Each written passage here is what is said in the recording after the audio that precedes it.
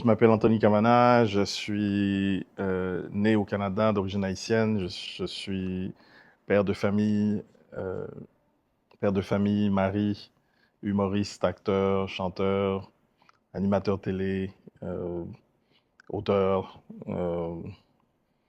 quelquefois producteur ou coproducteur. Alors, je suis né au Canada, en banlieue de Montréal, de mes deux parents haïtiens qui ont quitté Haïti dans les années 60. Donc, j'ai grandi au Canada, j'ai commencé à faire de l'humour euh, là-bas à 19 ans. J'ai gagné un concours qui s'appelait les Auditions Juste pour rire, qui choisissait chaque année les deux meilleurs nouveaux humoristes francophones du Canada. Et j'ai gagné en 89. Et on gagnait 2000 $ et une place au Festival Juste pour rire. Et à l'époque, quand tu participais au Festival Juste pour rire, ça t'ouvrait toutes les portes au Québec. Donc, j'ai participé au Festival Juste pour rire et ça a été un standing ovation, succès. Et puis, j'ai pas arrêté de bosser, de travailler depuis. Mon père, au début, mes amis, wow, mon fils, qu'est-ce qui se passe? Non, le show business, non, non, non, non, non, non, non. Mon fils va devenir un drogué homosexuel. Bon, c'est arrivé beaucoup plus tard. Et ma mère m'a dit, fais ce que tu veux, mais fais-le bien. Et donc, j'ai fait un deal avec mon père. Je lui ai dit, j'avais 19 ans, je lui ai dit, regarde, si à 22 ans, je ne gagne pas ma vie, je retourne à l'université. Et puis, j'ai pas arrêté de travailler. Ça fait 37 ans, la semaine dernière, que je fais ce métier, de façon professionnelle, parce que je l'ai fait de 17 à 19. J'allais à l'école et puis j'allais dans les comedy clubs. Je gagnais ma vie avec ça. Et puis, je suis monté sur scène la première fois à 14 ans. Donc, c'est... J'ai arrêté de travailler les 2 ans de COVID. C'est la première fois que j'étais au chômage de ma vie. Donc, j'ai travaillé très, très fort. J'ai eu de la chance. En 95, on m'invite à Montreux, au Festival d'humour de Montreux, en Suisse. Donc, j'y vais en me disant, bon, l'Europe ne m'intéresse pas du tout. Moi, je vais aller aux États-Unis. C'était mon rêve, c'était les États-Unis. Mon idole, c'était Eddie Murphy. J'ai rencontré celle qui est devenue ma manageuse à mes débuts, aussi à Montreux. Euh, Et puis, j'ai été signé par un des plus gros producteurs à l'époque de France qui s'appelait Gérard Louvain. Et puis, c'est parti très, très, très vite. Oui, acteur, le côté acteur, le côté chanteur aussi. Euh, j'ai fait un mini-album. Je chantais dans mes spectacles et je chantais dans des dessins animés, dans les films d'animation Disney. J'ai fait aussi beaucoup de doublage pour les films de Disney, que ce soit Mulan, la version québécoise, où je joue Mouchou, le personnage d'Eddie Murphy. Euh, Disney ou DreamWorks. Madagascar, c'est moi, Marty le zèbre dans Madagascar. Ré la Luciole de La Princesse et la Grenouille. Maui dans Moana.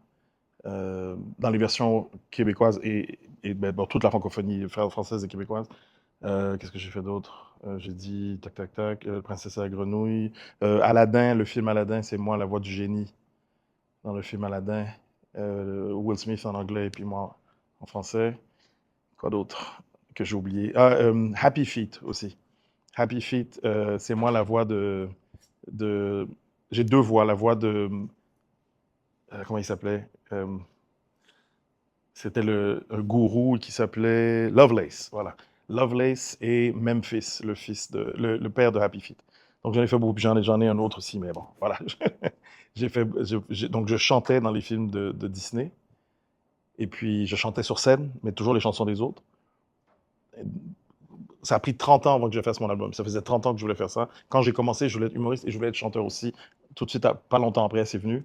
Et à chaque fois, je repoussais le projet, je repoussais le projet, je repoussais le projet. J'ai dit, j'aurai le temps, j'aurai le temps, j'aurai le temps, j'aurai le temps. Finalement, j'ai eu le temps en partie grâce à la pause Covid où j'ai pu faire des choses que je ne pouvais pas faire avant. Je suis même devenu maître praticien et coach en programmation neurolinguistique, en PNL. Pendant le Covid, j'ai terminé ma formation. J'en ai profité aussi pour faire ça. Oui, en tant qu'homme noir, c'est certain que quand j'étais jeune, mes parents m'avaient déjà prévenu, m'avaient déjà dit, tu es dans un pays de blanc, tu vas devoir travailler 2 fois plus que l'autre pour arriver au même résultat. Donc, oui, je l'ai senti très souvent. Il y a eu souvent de la frustration. Tu te dis, tu n'as pas moins de talent j'ai pas la prétention de dire que j'ai plus de talent que les autres, mais je sais que j'ai pas moins de talent que les autres. Donc, et que, et que tu vois beaucoup de gens qui ont des opportunités, qui ont pas qui ont pas la même couleur de peau que toi, qui sont blancs, qui ont des opportunités où tu perds des contrats parce que tu es noir. Dans les années 90, ça m'est arrivé souvent, j'ai perdu un contrat avec Pepsi parce que le président, on m'a choisi, puis le président de Pepsi Canada a vu que j'étais noir, il a refusé le jour du tournage que je fasse la pub. J'ai raté un contrat avec GM pour la même raison, mais ça, c'était dans les années 90, où aussi on disait on ne te met pas sur une couverture de magazine, ça, en France comme au Québec dans les années 90, puis après, fin des années 90, ça a changé, mais euh, en France j'ai animé à l'époque la plus grande cérémonie de remise de prix de la francophonie, ça s'appelle les Energy Music Awards. Et donc, tu reçois toutes les plus grandes stars de la musique du monde anglophone et francophone. Et, ils te mettent pas sur la couverture. J'ai fait ça pendant 6 ans. Et puis, il disait à mon attaché de presse, il dit, on met pas les noirs sur les couvertures de magazines, ça vend pas. Donc, c'était une époque où même la première année où j'ai animé le patron de TF1, qui est la chaîne numéro 1 en France, qui était la chaîne numéro 1 en Europe à l'époque, et avait peur, parce que c'était la première fois qu'un noir animait un gros prime time show en direct, et il avait peur que les gens changent de chaîne parce que c'est un noir qui allait animer. Ça, c'était en 2001. J'arrivais du Canada, j'ai dit, mais qu'est-ce que... What? On parle encore de ça ici? Et parce que c'était un humoriste en plus qui animait, c'était pas un animateur, c'était un humoriste. Ah, il va mal nous présenter, il va rire de nous, il va faire ci, il va faire ça.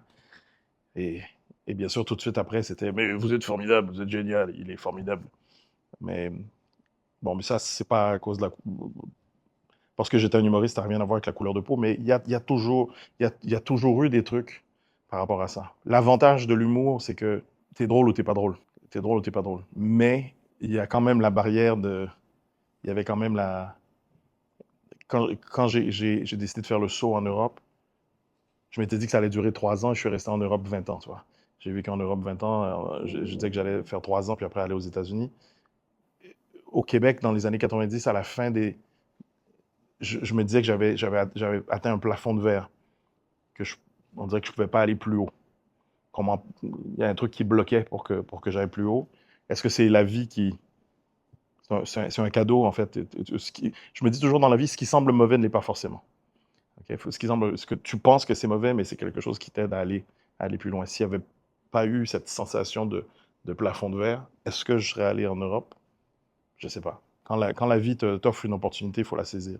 La porte s'est ouverte et puis je suis rentré dedans à fond et ça a bien marché. J'ai eu beaucoup de chance, on m'a remis un prix l'année dernière, un gala à Montréal qui s'appelle le Gala Dynasty.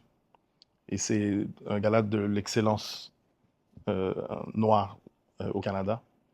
Et, et on m'a remis, j'aime pas ces trucs-là parce que je me, je- on m'a remis le prix icône de l'année, ou icône, voilà, icône. Voilà. Moi, je me considère toujours comme un élève. Donc, j'ai accepté, puis j'étais très, très, très ému par l'accueil. Et puis, j'ai regardé la salle, j'ai dit, vous savez, quand j'ai commencé, j'étais le seul noir dans la salle. Et là, devant moi, il n'y avait que des gens qui me ressemblaient. Donc, c'était magnifique de voir ça. De voir une salle remplie d'artistes noirs, auteurs, réalisateurs, producteurs, humoristes, comédiens. Il y avait de tout. Des caméramans, tous les gens qui sont dans le métier noirs qui étaient réunis pour, pour célébrer et encourager le talent afro au Canada. Euh, j'ai j'ai- j'ai eu beaucoup de belles expériences dans ma carrière. Bon, déjà, la gratitude d'être toujours là après 37 ans, c'est la plus belle chose, c'est de dire que tu fais ton métier et que tu arrives à gagner ta vie et à, à prendre soin de ta famille dans un métier qui est précaire, qui est très difficile. Et l'humour, c'est le métier le plus difficile. De tous les métiers du showbiz, c'est l'humour. Parce que tu es seul sur une scène et à chaque spectacle, tu dois te réinventer. Tu peux pas t'appuyer sur tes anciens succès comme un chanteur. Un chanteur fait 10 albums, les 4 premiers sont des succès. Et les 6 autres marchent pas, mais il peut dire, mais je vais aller chanter tous les succès des 4 premiers, les gens vont se déplacer quand même pour entendre ça. Un humoriste, tu peux pas faire ça. À chaque spectacle, faut se réinventer. Alors là, tu me demandes un souvenir. Le premier là, qui me vient en tête, c'est mes 30 ans. Ça a été longtemps le plus beau jour de ma vie, jusqu'à la naissance de mes enfants. Euh, je m'étais donné un pari en commençant ma carrière en France. J'ai dit, je veux passer d'inconnu à l'Olympia de Paris en moins d'1 an. Et à l'époque, l'Olympia, c'est l'Olympia qui te choisissait, c'est pas toi qui choisissais l'Olympia.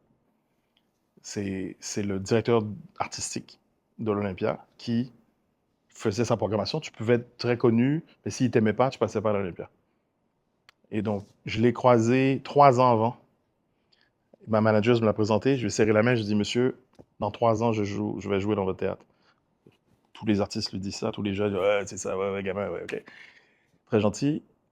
Je commence à Paris le 3 octobre 98 et 51. J'avais dit ça à ma manager seulement, personne d'autre. J'ai travaillé 7 jours sur 7 pendant 1 an. Et je suis arrivé 51 semaines plus tard, donc moins d'1 an. J'ai fêté mes 30 ans à l'Olympia. 4 jours complets, plein à craquer, on aurait pu en faire 4 autres. Et j'avais mon équipe de France, j'avais mon équipe de Montréal qui était là, mes meilleurs amis de Montréal, ma copine de l'époque de Montréal qui est venue, c'était juste magnifique. J'avais fait 7 mois complets dans un petit théâtre de 300 places. Ouais, je crois que c'est 300 places, qui s'appelait le Trévise. J'avais fait 5 mois complets à 5 shows par semaine. Et puis on a arrêté. Et puis le producteur a dit, allez, on va. Le patron, le directeur artistique de l'Olympia est venu me voir en décembre, janvier. Puis il a regardé le show, il a fait, il sera prêt en septembre. Donc, je le prends en septembre. Il sera prêt en septembre. Donc, j'ai fait beaucoup de promos télé, beaucoup de spectacles. C'est simple, mon planning de l'époque, c'était, je me couchais à 4 heures du matin, je me levais à 10 heures. Puis voilà, je travaillais non-stop et puis je me concentrais là-dessus à fond. Et puis j'ai atteint cet objectif, c'était magique, c'était beau de... Bon, moi j'ai voulu revenir en Haïti pour plein de raisons. Comment dire ça? J'avais une réticence pour venir jouer en Haïti qui était une pression que je me mettais. Il y avait une réticence au niveau émotionnel de revenir sur la... Ça faisait longtemps que j'étais pas venu en Haïti. La dernière fois que j'étais venu, c'est en 96. Et là, on était en 2010, on était en 2016. 2016. Après avoir dit non 3 années d'affilée, je dis oui et j'y vais, mais j'avais une pression supplémentaire. Un humoriste français, québécois, américain vient en Haïti, il a zéro pression. Parce que les gens vont dire, bon, il n'est pas haïtien. Donc, s'il ne sait pas des trucs, c'est normal. S'il dit un truc qu'on ne comprend pas, c'est normal. Il n'est pas d'ici. Moi, d'origine haïtienne, il fallait que j'arrive en Haïti, il fallait tout connaître. Il fallait tout savoir. Euh, J'ai dit, parce qu'on ne me laissera pas de chance. C'est comme quand je vais au Québec, quand je vivais en France, puis que je retournais au Québec, j'avais intérêt à tout savoir ce qui se passait au Québec, même si je ne vivais plus au Québec, qu'il fallait que je sache tout. Puis on me disait, on ne me donnait pas de chance. Fallait que je sois très drôle. Il dit, t'es parti en France, t'as intérêt à être très drôle quand tu reviens. Parce que c'est pas le même sens, c'est pas le même sens de l'humour. Donc, je mettais beaucoup de pression. J'ai adapté énormément mon spectacle pour que ça passe pour Haïti. Donc, j'ai passé des heures avec Carla Beauvais, euh, euh, la journaliste. Après, quand je suis arrivé en Haïti, j'ai posé des questions. Je passais des heures avec les techniciens, avec tes techniciens, à poser des questions sur ce qui se passe en Haïti pour adapter. 30% de mon show, j'ai dû le changer, l'adapter pour Haïti pour que ça marche. Donc, soirée très émouvante pour moi, revenir jouer en Haïti pour la première fois, salle comble, donc il y a des gens qui sont déplacés, c'était complet, donc j'étais très touché. Il y avait des amis de mes parents qui étaient là, donc ça aussi c'était très touchant. Et j'étais avec mon fils, euh, donc c'était un très très beau souvenir, c'était important. Et là, ça fait 10 ans que je suis pas venu en Haïti, et j'avais besoin de venir. Bon, mon fils a grandi, je sais pas combien d'années encore il va passer des vacances avec nous. J'ai ma fille qui avait l'âge de mon fils à l'époque quand je suis venu ici. Et ma femme aussi voulait venir, ma femme qui est suissesse, qui voulaient venir aussi en Haïti terriblement. Donc, tout le monde avait envie moi, j'avais besoin de retourner sur la terre des ancêtres. Haïti 1804. Oui. Donc, euh, alors, arrivé au Cap, on a séparé le séjour, 10 jours en Haïti, on a séparé en deux le séjour, côté culturel, historique, et après, détente, relax et tout. C'est une des rares fois de ma vie où j'ai perdu la notion du temps. En tout cas, c'est la première fois que ça arrive aussi rapidement, où je ne sais plus quel jour on est, quelle heure il est. J'ai su hier que hier, c'était dimanche. Hein. Je ne savais pas où j'étais. Euh, et donc, on est allé à la Citadelle, on est allé au Palais sans souci. J'ai vu les statues des héros de la bataille de Vertières aussi. C'était important pour moi de voir tout ça. La Citadelle, j'étais déjà allé, quand j'étais venu en Haïti à l'âge de 10 ans, j'avais déjà vu la Citadelle, mais là, je voulais que mes enfants voient la Citadelle, que ma femme aussi. Donc, on est monté à dos de, on est monté à cheval jusqu'en haut. On est descendu. C'était magnifique. C'était hyper impressionnant de voir ce que le génie haïtien, puis la force, la volonté, la résilience haïtienne de dire on va construire cette citadelle qui est la seule à 1000 mètres d'altitude, la seule construction de ce genre dans les Caraïbes et peut-être même, même en Amérique centrale et tout ça. À 1000 mètres d'altitude, solide, qui est resté debout malgré les tremblements de terre. Très impressionnant. Le palais sans souci, malheureusement, à cause du tremblement de terre, a été détruit, mais ça aussi, c'était très impressionnant. En avance sur son temps, système de climatisation avec l'eau froide. Il y avait même des, des toilettes. Il y avait un système de toilettes aussi avec l'eau qui récupérait les eaux usées puis qui s'en débarrassait. C'est très impressionnant. Et puis, les, les statues des héros de la bataille de Vertières aussi. Il y a un truc qui m'a dérangé, là je vais le dire, parce qu'ils ont retiré le drapeau qui est derrière les statues des héros. Et ça m'a choqué, ça m'a énervé, donc je le dis. Euh, il y a un drapeau derrière les héros, c'est pas pour rien qu'il est là. Parce qu'on doit, les gens, quand ils voient cette image des héros, ils voient le drapeau haïtien, on doit associer le courage de ces héros au pays d'Haïti. Et là, on leur a retiré le drapeau. Comme si on retirait l'honneur de ces gens qui se sont sacrifiés pour nous. Donc, ça m'a choqué. Il y a beaucoup de choses qui m'ont choqué en Haïti. Regarde, je savais à quoi m'attendre quand je suis arrivé, mais choqué, attristé. Je veux dire, il y a beaucoup de choses qui m'ont attristé en Haïti, parce que c'est un pays sublime, my God, que c'est beau. Là, j'ai vu le nord seulement, mais j'étais venu à Port-au-Prince avant, mais j'ai vu le nord, mais c'est un pays magnifique, qui est beau, c'est un pays rempli de potentiel, avec une population jeune, forte. Il y a tout à faire dans ce pays. Il y a tout à faire dans ce pays. C'est la volonté et puis je vais le dire, l'honnêteté de certaines personnes dans le gouvernement, et pas que dans le gouvernement. On pourrait faire des grandes choses. On pourrait faire de très grandes choses. Ce qui est, quand je regarde juste à côté la République dominicaine, qui pendant des années a eu ce qu'on appelle une dictature éclairée.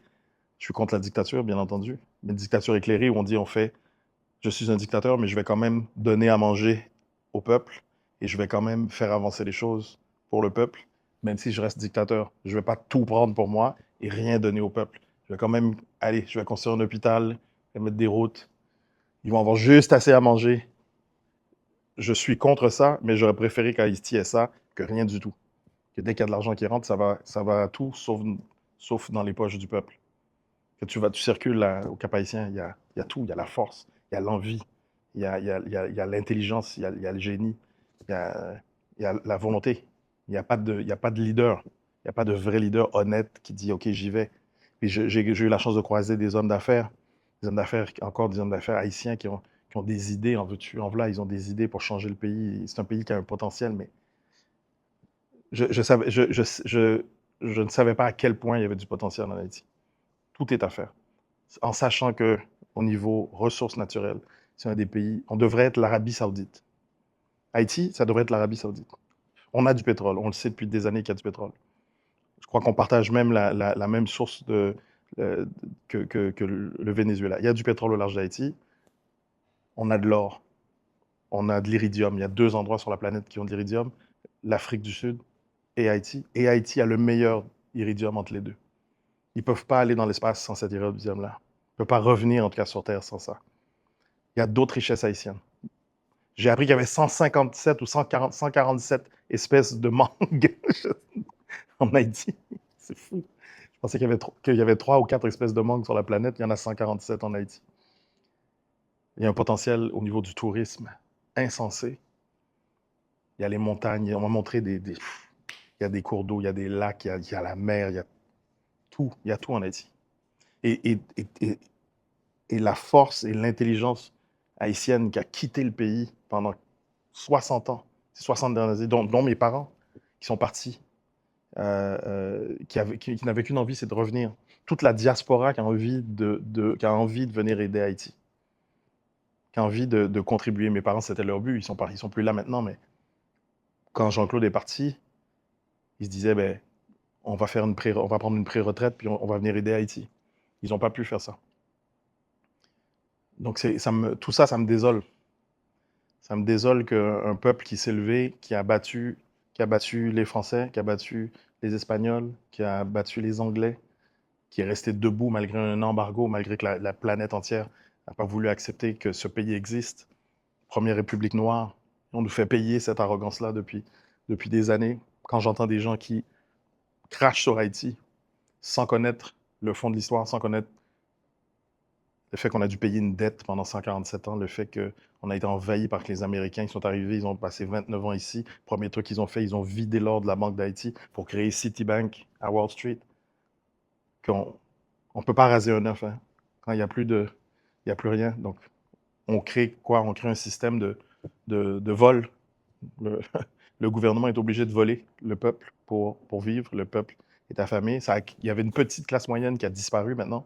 Maintenant, Haïti, c'est Beverly Hills et la pauvreté. Et même dans cette pauvreté-là, j'ai vu une dignité haïtienne. J'ai fait une tournée où j'ai fait les Antilles. J'ai fait Guadeloupe, Martinique, Saint-Martin.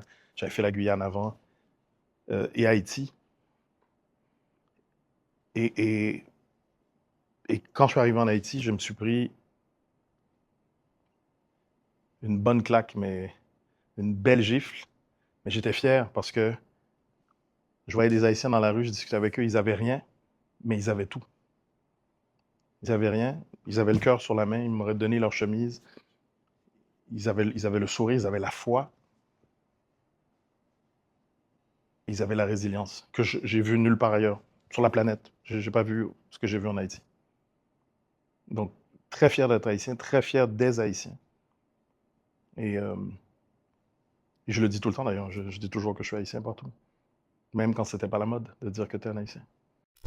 Le fait que j'étais noir, pas que je sois haïtien, mais il y a eu des époques où c'était pas du tout la mode d'être haïtien. Je me souviens dans les années 80 où le sida, on disait c'était les 4 H, héroïnomane, hémophile, homosexuel et haïtien. Quand c'était totalement faux. Mais j'aimais beaucoup Wyclef Jean, j'aimais beaucoup, mais il y a des Haïtiens. Il y avait un ami de mon père qui était le premier policier noir du Québec. Et il s'appelait Édouard Anglade. Et je voyais cet homme qui a... Lui, il a ouvert les portes. Lui, il se faisait insulter chaque jour. Les gens ne voulaient pas travailler avec lui, ils ne voulaient pas patrouiller avec lui. Ils ont tout fait pour le casser. Il a réussi à se tenir debout. Ils l'ont presque cassé. Il a poursuivi la ville de Montréal pour ce qu'ils lui ont fait. Il a gagné, puis il est quand même devenu sergent détective. Et puis je le voyais, il venait à la maison, me racontait ses trucs, ce qu'il avait fait. Puis, tu vois, un Haïtien comme ça, je suis admiratif. Je suis admiratif. On est tous admiratifs de Toussaint Louverture aussi. Mais c'est des Haïtiens comme ceux-là, les Haïtiens dont on ne parle pas, c'est plus ces gens-là qui m'inspirent. Ben, je vais devoir revenir en Haïti Bientôt, j'espère revenir dans les 12 prochains mois. Là, j'aimerais bien faire. Je suis en train de préparer, je suis en tournée de rodage, préparation de mon nouveau spectacle qui s'appelle Jetlag, en ce moment en Europe. Et j'ai le show précédent qui s'appelle Happy, que j'ai pas fait en Haïti. Mais on va peut-être venir je viendrai peut-être faire les deux en Haïti, un après l'autre. Il y a presque 10 ans, en rentrant du voyage en Haïti, j'aimerais faire un documentaire pour montrer la. On montre toujours le côté négatif d'Haïti, le côté. C'est toujours la même chose, la corruption, la pauvreté, c'est toujours ça, le misérabilisme. Mais il y a tellement de côtés positifs en Haïti, de beauté qu'on ne voit pas. La beauté des gens, la beauté des paysages, la culture, l'histoire, le génie haïtien. Le génie haïtien. Je souligne le génie haïtien. Génie. Et, j'aimerais montrer ce côté-là, puis le montrer à travers les yeux de trois Haïtiens, qui ont deux de mes amis et moi-même, qui ont un rapport différent avec Haïti.